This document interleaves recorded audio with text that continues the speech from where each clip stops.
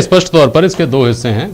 पहला हिस्सा यह है कि क्या कानून वास्तव में किसानों के हित में है कि नहीं है, क्या प्रक्रिया जो अपनाई गई उसमें किसानों को शामिल किया गया नहीं किया गया। दूसरा शुद्ध रूप से इसका तकनीकी पहलू है कि ये कानून क्या केंद्र सरकार को बनाने का अधिकार है कि नहीं है, जिस प्रक्रिया को अपना कर बनाया गया वो प्रक्रिया सही थी कि नहीं थी। मैं सुरेश जैन साहब आपके पास आता हूँ इसको लेकर।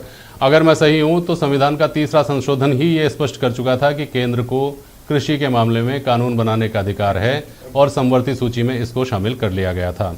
उसके बाद असंवैधानिक किन किन तकनीकी नज़रिए से ये है, ये थोड़ा आप समझाने की कोशिश करेंगे अगर है तो, सुरेश जैन साहब।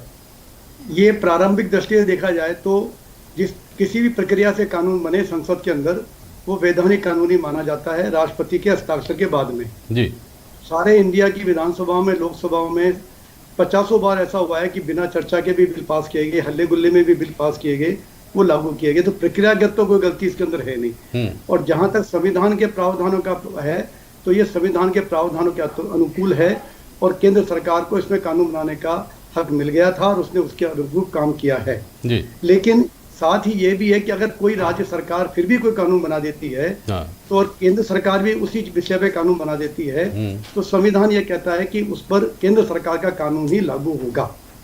तीसरी बात यह है कि ये मामला सर्वोच्च न्यायालय के निर्णय के अधीन चला गया है और सर्वोच्च न्यायालय में ये बिंदु चैलेंज किया गया है कि केंद्र सरकार को यह अधिकार था या नहीं। तो फिर इस विषय में अब कोई बहस की गुंजाइश नहीं बची है।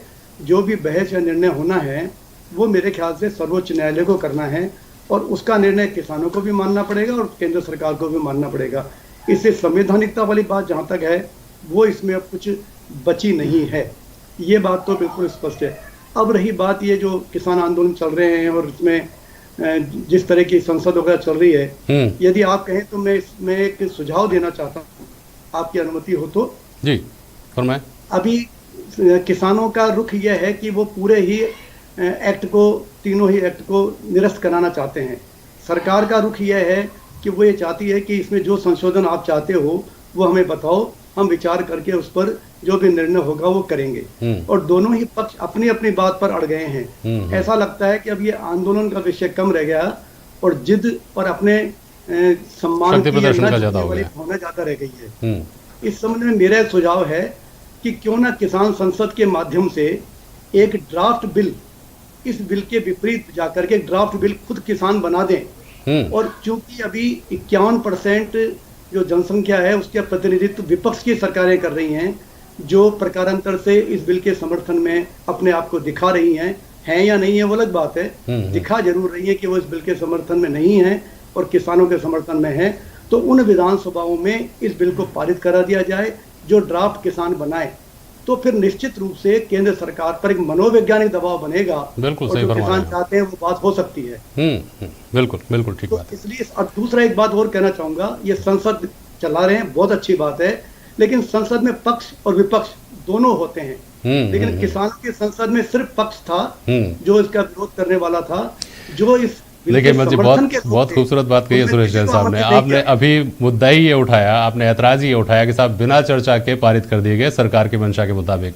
आप भी तो बिना चर्चा के खारिज कर देना सरकार का कोई प्रतिनिधित्व वहाँ हुए बिना। हिम्मत जी देखिए, हमारा जो किसान संसद है उसमें हमने शैडो मंत्रिमंडल बनाया था और बाकायदा इसमें चर्चा की गई कि इसमें क्लोज वाइज काला क्या है। कितने मंत्रियों ने ये इसकी खूबियां बताई? किसी ने बताई क्या? हमारे मंत्री ने, हमारे 11 मंत्री बनाए गए थे। शैडो मंत्री, जिनको छाया मंत्री कहते हैं, क्योंकि हम तो लोकसभा में चुने हुए नहीं है। लेकिन 11 मंत्रियों ने भी इस बात को स्वीकार किया कि बिल्कुल ये इसमें ये है कमियां हैं और इन कमियों के आप ही के तो मंत्री है भाई साहब। जैसे आप सरकार के ऊपर आरोप लगा रहे हैं कि सरकार के तो मंत्री हैं, सारे वही बोलेंगे जो सरकार चाहती है। पुनीत जी देखिए, सवाल ये उठता है पुनीत कर्नावट साहब कि कृषि कानून है वो किसानों के पूरी तरह हित में है, किसानों का भला होने वाला है। इससे प्रक्रिया जो होती है उसको अपना कर बनाए गए हैं और किसी भी तरह की कोई झोलझाल नहीं है, किसी भी तरह की मंशा खराब नहीं है। ये बात 1 साल में सरकार से निकल कर और किसानों के जहन तक पहुंचाने में नाकामी क्यों रही? पुनीत जी। जेपी शर्मा साहब, सबसे पहले तो मैं आपको बता दूं, आम किसान ये समझ चुका है कि ये किसान बिल, ये कृषि बिल उसके समर्थन में है, उसकी सारी स्थिति को बदलने वाले हैं। आज तक किसानों को जकड़ कर रखा गया, बांध कर रखा गया। कमीशन एजेंट और आड़तियों के दम पर किसान मंडियां चलाकर जिन लोगों ने किसान को अपने हितों तक साधने की कोशिश की, आज उनको खुला आसमान देने का काम नरेंद्र मोदी सरकार ने किया। और इसलिए 135 करोड़ का देश जहां पर कि किसान बहुसंख्यक में है, वहां मुट्ठी भर लोग इस आंदोलन को चला रहे हैं। शुरू में गुमराह करने की कोशिश की, लोग बाहर आए, पर धीरे धीरे उनको समझ में आया कि इन तीनों बिलों में कुछ भी काला नहीं है, जो कुछ है वो किसान के हित में है। किसान ने इस बात को समझा और आज किसान अपनी खेती कल्याणी खेत के अंदर किसानी कर रहा है।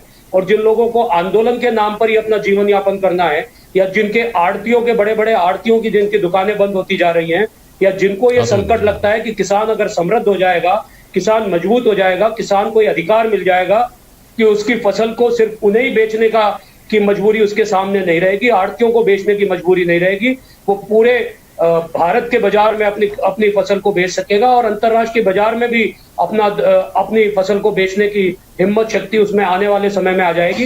वही लोग इसका विरोध कर रहे हैं। आज इतने 10 महीने हिम्मत सिंह कुछ कहना चाह रहे हैं, सुन लीजिए।